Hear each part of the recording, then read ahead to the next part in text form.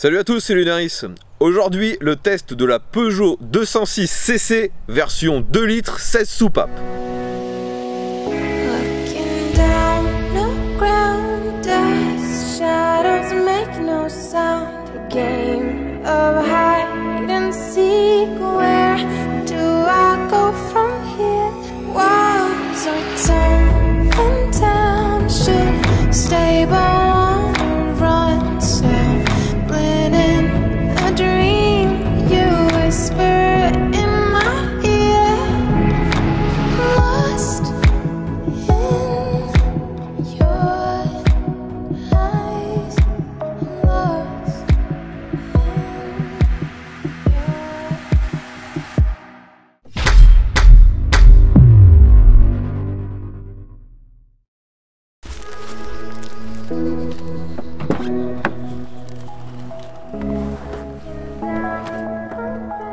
Je tiens à commencer ce test par vous remercier, car si j'ai pu venir ici tester cette voiture, c'est grâce à vos dons sur Utip et sur Tipeee qui me permettent maintenant de me déplacer un peu plus loin et de tester d'autres machines. Là donc j'ai traversé toute la Normandie, je suis du côté du Mont-Saint-Michel, alors que moi je suis d'habitude, je vis du côté de Rouen, pour tester cette 206 CC. On est au mois de janvier, mais ça ne m'empêche pas, vous le voyez, d'être en cab. Et j'adore les cabriolets, vous le savez, j'en possède un, j'en ai déjà même possédé plusieurs. On va comparer d'ailleurs ce cabriolet par rapport aux autres que j'ai pu posséder. On est parti pour le test de cette 206 CC avec le plus gros moteur proposé à l'époque, le 2 litres 16 soupapes, 4 cylindres bien sûr. C'est d'ailleurs exactement le même moteur que sur la 206 S16. Donc c'est un moteur de 140 chevaux environ, il y a des fiches techniques qui disent 136, d'autres 138, d'autres 140, donc on va rester sur un 140 chevaux. Donc pour ceux qui ignoreraient tout de la 206 CC, c'était une version, vous le voyez, coupé cabriolet, d'où son nom CC, avec un toit rétractable en dur qui était fait par l'entreprise Heuliez. Ça a été présenté en tant que prototype et dès que ça a été mis en vente, cette 206 CC, ça a eu un succès commercial quasi instantané. Au plus fort des ventes de cette voiture, il y avait jusqu'à plus de 6 mois de délai entre la commande et la livraison. Donc vous voyez bien que c'est vraiment un véhicule qui a eu beaucoup de succès.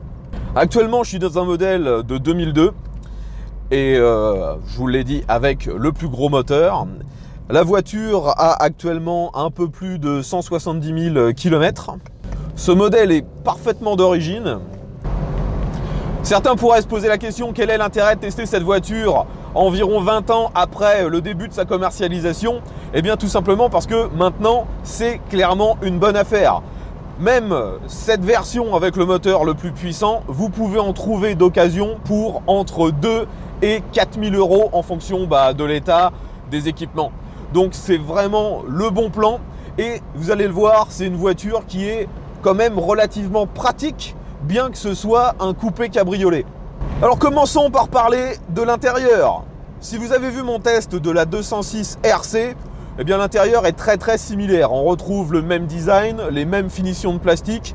Après, vous n'avez pas dans cette version CC les petits inserts en carbone Kevlar qui étaient disponibles sur la RC, mais à part ça, c'est vraiment la même chose. Toute la console centrale est identique. Cette voiture a comme particularité d'avoir la finition avec un tissu orange. Je sais qu'à l'époque, on pouvait choisir la couleur de l'intérieur. Cette finition orange, c'est pas forcément ce que moi j'aurais choisi, mais ça a plutôt bien vieilli. Les tissus sont encore en bon état. Gros point fort de cette voiture, et qui est assez comparable à la RC que j'ai pu tester, ce sont les sièges. Ce sont des sièges baquets, et ceux-ci sont en tissu, contrairement à la RC où c'était du cuir et de l'alcantara. Là c'est du tissu, mais ça vieillit plutôt bien, si ce n'est bien sûr sur le montant, là où le conducteur monte, il y a forcément de l'usure. Mais sinon, les sièges sont confortables, on a un bon maintien latéral, là-dessus c'est vraiment un bon point. Le volant est recouvert de cuir, il tient bien en main. Les aspects pratiques de cette voiture à l'intérieur sont assez similaires à une 206 classique. On retrouve la boîte à gants, les portes avec des emplacements pour mettre des gobelets et pas mal de bricoles. Vous avez même des portes-gobelets à l'intérieur de la boîte à gants. Sur la console centrale, très peu de rangement. Vous avez aussi sur le tableau de bord un petit renfoncement pour mettre 2-3 bricoles, mais ça risque de bouger et surtout vous risquez de rayer le plastique. Alors pour les passagers, il y a assez peu d'accessoires, je dirais qu'il y a même quasiment rien. On a des emplacements afin de pouvoir mettre des haut-parleurs à l'arrière. Et vous avez ici, au début je pensais que c'était une trappe pour aller vers l'emplacement derrière, puis après je me suis dit que c'était un peu illogique. Donc en fait c'est un emplacement qui permet de mettre un peu ce que vous voulez, mais je pense clairement que ça a été conçu pour mettre une bouteille d'eau. J'ai d'ailleurs ici une bouteille qui vous montre que ça passe. Le problème c'est qu'une fois que vous avez mis une bouteille dans cet endroit, vous ne pouvez pas le refermer. Vous avez le mécanisme qui viendrait taper dedans. Donc est-ce que c'est juste voilà, un support temporaire mais qui oblige à le laisser ouvert? Je n'en sais rien. Même en mettant une bouteille plus petite, ça ne passerait pas plus parce que vous voyez que le mécanisme revient vachement vers l'intérieur et donc peu importe la taille de ce que vous allez mettre dedans, ce sera écrasé.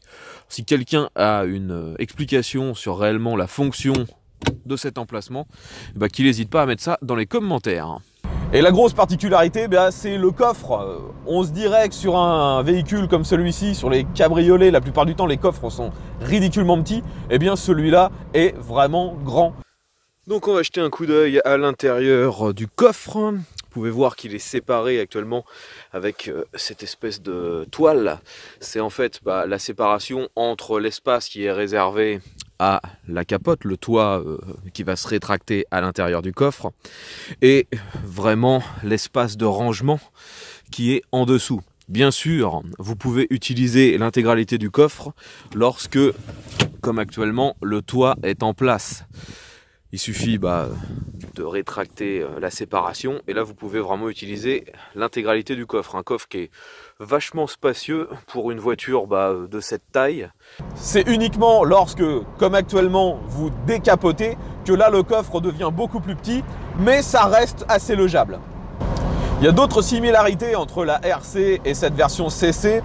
Le pommeau de levier de vitesse, on retrouve le même avec cette finition aluminium. Il y a toujours que 5 vitesses, ça c'est dommage. On aurait bien apprécié une 6e sur cette voiture. Là par exemple, je suis à 80. Je suis déjà à 2500 tours en 5e, ce qui forcément implique que si vous montez à 130 sur l'autoroute, vous allez avoir le moteur qui gueule un peu.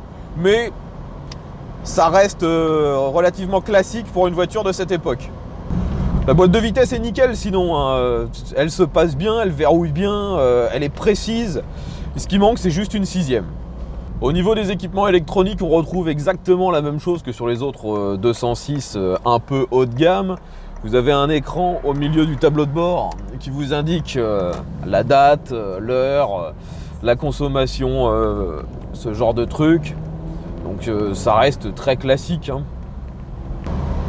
Donc on pourrait se demander, est-ce que je suis pas complètement fou d'être en t-shirt alors qu'il fait peut-être 5 degrés à l'extérieur? Eh bien, détrompez-vous. Là, actuellement, j'ai les vitres qui sont fermées. Le toit est relevé, mais j'ai très peu d'air qui m'arrive dans le visage. Par contre, je pense que si on est en tant que passager à l'arrière, ça peut être très désagréable. Et j'ai aussi mis le chauffage, ce qui fait que globalement, je suis plutôt bien. Même en plein hiver, ça passe. Le moteur de cette voiture, je vous l'ai dit, c'est le même que dans la 206 S16. Il fait 140 chevaux. C'est un moteur qui est assez souple, hein, c'est un 4 cylindres. Et dès les bas régimes, on sent que c'est un 2 litres. On voit qu'il y a quand même un peu de couple. Il n'y a pas forcément besoin de monter extrêmement haut dans les tours pour que ce soit efficace pour rouler à vitesse légale. Là, je suis en 5e à 2000 tours à 70. Je réaccélère un bon coup. Et ça part tranquillement. C'est pas un moteur ultra violent. Il est très linéaire. Là, je suis arrivé à environ 90.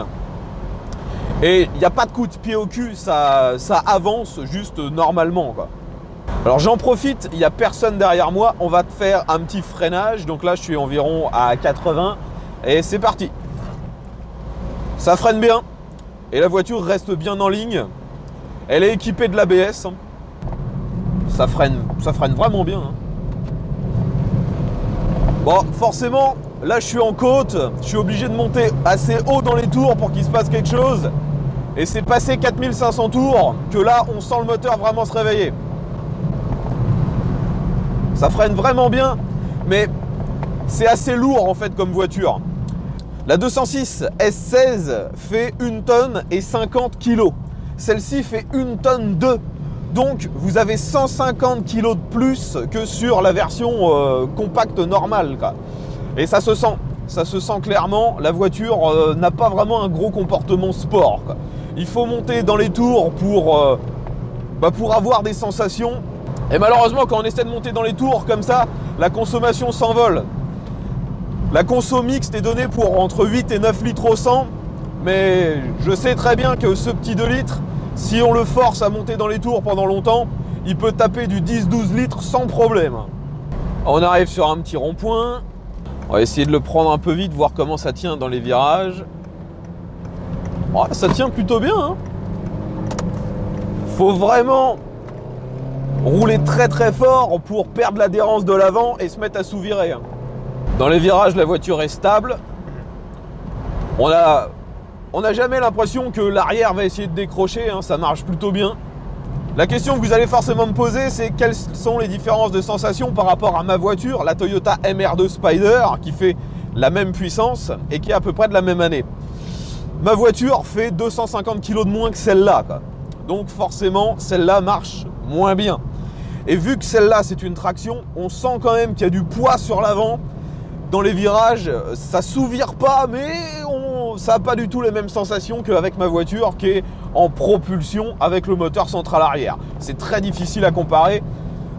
C'est pas aussi joueur que ma voiture, quoi. Ici, je suis sur des routes qui sont assez grasses parce que c'est des routes de campagne avec pas mal de terre. Et clairement, quand j'accélère assez fort, que je suis entre 4 et 5000 tours, la limite de la motricité arrive assez vite. Donc faut se méfier. C'est pas dangereux, hein, si vous ne vous retrouvez pas d'un seul coup à faire un sous-virage, hein, mais on sent que ça perd en efficacité, quoi. Vous l'entendez peut-être pas, mais l'échappement fait un son très très feutré.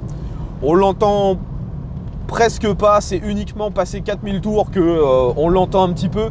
Ça n'a absolument rien de comparable avec la 206 RC que j'avais pu tester, qui avait un échappement adaptable, qui lui faisait un son magnifique.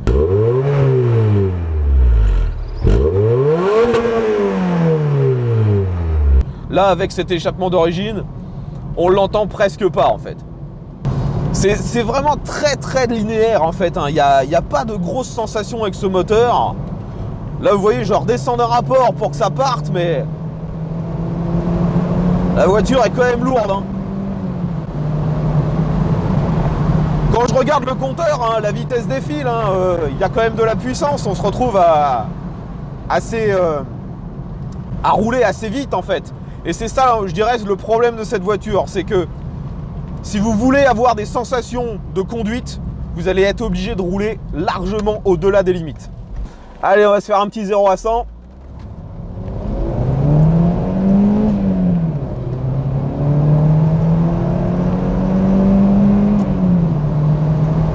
On arrive à 100 en début de troisième. Ça accélère bien, mais ça n'a absolument rien de délirant. C'est pas surpuissant en même temps. 140 chevaux pour 1 tonne 2. Faut pas s'attendre à des performances de malade. Et clairement, une sixième, ça manque. À l'époque, il y avait des couleurs qui étaient assez jolies quand même pour cette voiture. Il y avait de très beaux bleus. Elle était disponible en orange, à peu près le même orange que là, que j'ai moi là à l'intérieur. Au final, je pense que cette voiture, surtout avec ce moteur, se destine vraiment à ceux qui cherchent une machine un petit peu sport, qui ont envie de temps en temps d'être en cabriolet, mais pas forcément en permanence. Et là, l'avantage du toit rigide, c'est que quand vous êtes en configuration normale, vous avez la sécurité d'une voiture normale. Vous n'êtes pas avec les craintes qu'on peut avoir quand on a une capote, quelqu'un qui met un coup de cutter dedans pour vous voler vos affaires ou tout simplement pour vous emmerder. Là, il n'y a pas ce problème. Et aussi, Vous avez un vrai coffre, vous avez 4 places, même si les 2 places derrière, c'est vraiment pour des enfants. Les adultes ne passent pas à l'arrière.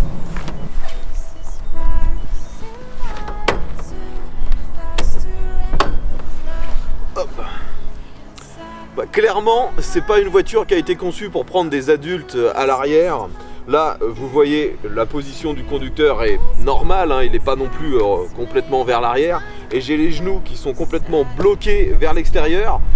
J'ai pu facilement me mettre à l'arrière parce qu'on est bien sûr en décapoté, mais je pense qu'en plus avec la capote remise, ce serait une véritable galère pour s'installer en tant qu'adulte.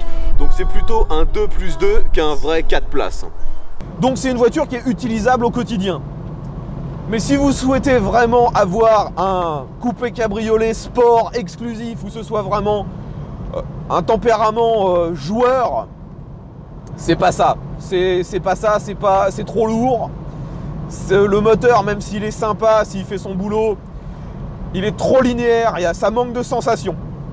Bon les amis, je pense avoir fait le tour des caractéristiques de cette 206 cc version 2 litres 16 soupapes, je le rappelle. C'est un véhicule qui est actuellement très peu cher. Il faut juste faire attention à l'entretien. C'est une voiture qui a tendance à avoir des problèmes électriques, surtout sur les premières années où il y a eu le multiplexage. Donc faites attention à ça, vérifiez bien que tout ce qui est électrique fonctionne bien. Vérifiez que le mécanisme de la capote fonctionne impeccablement parce que forcément ça peut s'user et ça coûte assez cher à remplacer. Mais globalement, c'est une voiture qui mérite encore notre attention. Le moteur ne consomme pas tant que ça. C'est utilisable au quotidien, donc c'est un bon plan. Je pense que d'ici quelques années, ça pourra être un véhicule qui verra sa cote augmenter. Tout simplement parce que ce qu'ils ont fait après Peugeot avec la 207 cc, le design était raté, hein, tout simplement. La 207 cc, elle était moins belle. Donc cette 206 gardera, à mon avis, une meilleure cote dans la durée que la 207 cc. Si vous avez des questions sur cette 206 cc, n'hésitez pas à mettre ça dans les commentaires. Si vous avez apprécié la vidéo, un petit pouce vers le haut. Partagez la vidéo sur les réseaux sociaux. Merci encore à l'abonné qui m'a prêté cette voiture afin que j'en fasse le test. C'est super sympa de sa part. Je rappelle que tous les tests que je réalise sont toujours en collaboration avec mes abonnés. Donc si vous souhaitez que la chaîne avance, n'hésitez pas à me proposer vos véhicules. Maintenant, grâce à vous, j'ai suffisamment de fonds pour me déplacer un peu afin de me rapprocher de chez vous et de tester de nouveaux véhicules. Donc contactez-moi, tous les moyens de le faire sont dans la description. Voilà donc pour le premier test de voiture de cette année 2019. J'espère qu'il y en aura encore beaucoup d'autres. Merci d'avoir regardé cette vidéo et V à tous, à la prochaine!